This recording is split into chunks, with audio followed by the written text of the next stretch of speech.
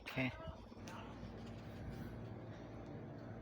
कैसे खजूर की ज़्यादा पैदावार लेने के लिए इनके ऊपर गुलाब चढ़ाए जाते हैं।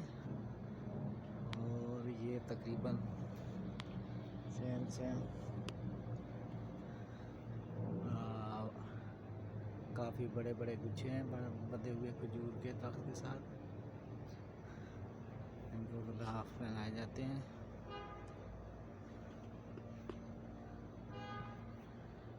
कभी आपने ऐसी खजूर देखी है? बेहतरीन खजूर।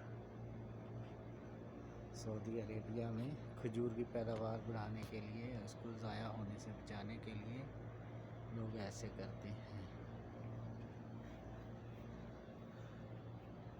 देखें एक खजूर के दरख्त के साथ कितनी खजूर लगी हुई है।